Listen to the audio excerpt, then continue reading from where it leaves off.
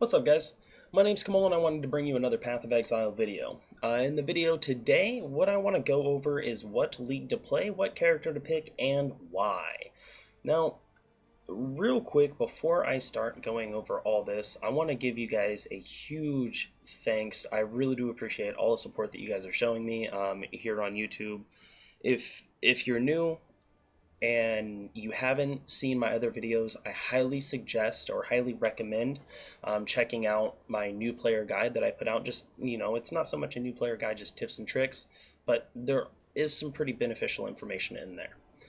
Now, before you decide which character you're going to pick, the first thing that you're going to decide is, well, what league to play on. Each league is different, but at the same time, they're not. Same, but different. So hardcore, if you die, your character gets sent over to standard. You can still play it after it's been sent to standard. But the hardcore mode is going to be the current league. The current league is just basically the equivalent to ladder in Diablo 2 or seasons in Diablo 3. It's basically about 3 months long, at least from my recollection. 3 months long, and it's a race, pretty much. There's different challenges that you can complete. When you complete these challenges, you get a microtransaction type item. Those are both available on Synthesis and Hardcore Synthesis, and each different league will have a unique aspect to it. This one actually gives you a Synthesis map, which I went over in another video. I'm not going to go over that here. You can find that on my channel if you want to check that out and find out what that's all about. Standard League is just going to be a compilation of all of the unique traits that previous leagues have had that they've decided to keep in the game and just make it part of the base game. So throughout the game, you'll find a lot of really unique little, really cool kind of side things that you can do.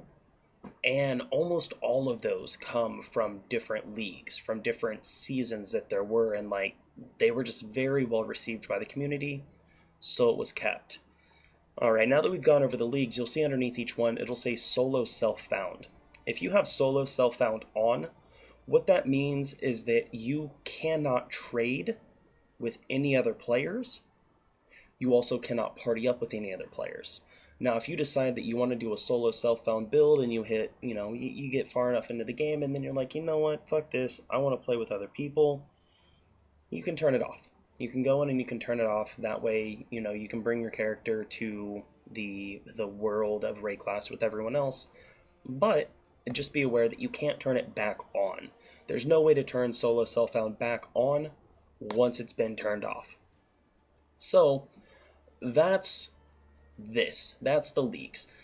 I suggest go with Synthesis. It's always the most fun because, well, you complete the challenges and you get free shit. Who doesn't like free microtransactions? I mean, man. Oh, also, I had somebody ask me about the microtransactions in the game in the comments.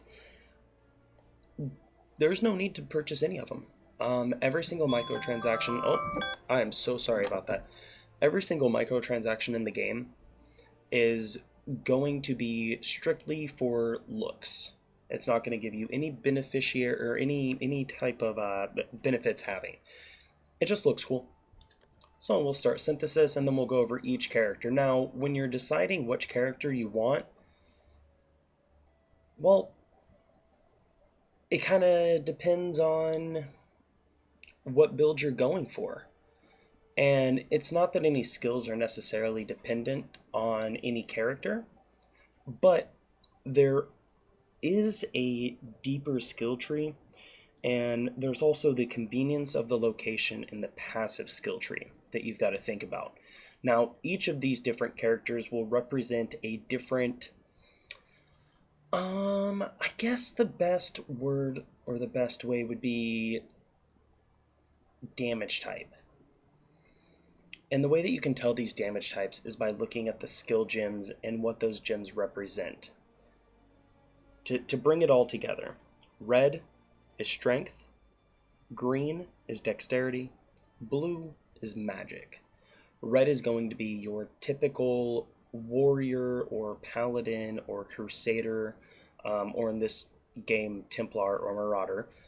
type attacks. You know, your sweep, your leap slam, things like that. Those are all going to be red-based attacks. A lot of physical attacks. Now, skills that are going to be like dual strike or viper strike, you know, very high crit, elemental type, or even ranger like bow type are going to be the green ones. So you think of a rogue or a hunter or any type of those classes, like a Nightblade if you play ESO. Those type of classes are typically going to consist of the Jesus, the green skill gem. You have no idea how often I almost call them yellow because my brain is locked into the primary colors and green just doesn't make sense. But I digress. Let's bring it back. Blue is then going to represent the magic. Now you'll notice right here, I know that there's already people probably typing down in the comments asking me what the hell this other character in the middle is. And this is the Scion. I believe it's Act 5. Act 5, you find her in a cage, you let her out, and then you can use her from then on out. Yeah, she's pretty cool. She starts dead center in the skill tree. So now that you have an idea of how the skill trees work, how the leagues work, let's look at the different characters. So the Templar is going to be based off of red and blue, so Magicka and Strength. I'll probably say Magicka instead of Magic quite a bit. The Shadow is going to be placed easily accessing the blue and the green, which is the Magic and the Dexterity. The Marauder is going to be your basic Strength, just Strength. The Scion, like I said, she starts dead center, so you'll have easy access to any route that you would want to go with. The Ranger is going to be straight Dexterity. Just like the Marauder is straight Strength in the skill tree location, she's going to be straight Dexterity in the skill tree location. The Duelist right here is going to be located with green and red Dexterity and Strength, and then the Witch is going to be straight up blue or Magic, Mana, Intellect, whatever you want. I am going to make a Scion, and I am going to call her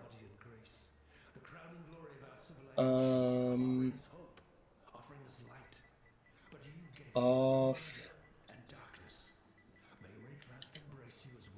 brand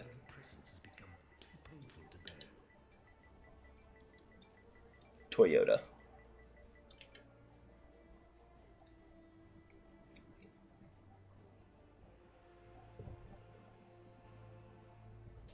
If you get the name, you're a true G. Alright, so here's your character. You just start, bam, you got your weapon. Okay? Now, what's this skill tree? What's this skill tree you're talking about, Kamahl? You're losing me when you're talking about this. This is the skill tree. Prepare to be, well, overwhelmed greatly. Unless, of course, you played Final Fantasy X a fair amount, and then this is really nothing. So, once again, like I said, if you're the Marauder, you're going to start right here, which is going to be Strength and Strength, just straight up red locations all over here. Well, no, that's the Templar. I lied to you. Here we go. Here's the Marauder. Red all over, right? You got the Templar up here, red and blue. Down in the description, I'm going to actually have a link to a webpage that will show you the it'll be the skill tree. It'll give you 123 points, which would be full level. That way you can go through and you can do your own build to give yourself kind of a pathway. Now, when I was saying the Scion starts right in the middle, this is where she starts. You make a Scion that wants to go using Intellect, bam, right off the start.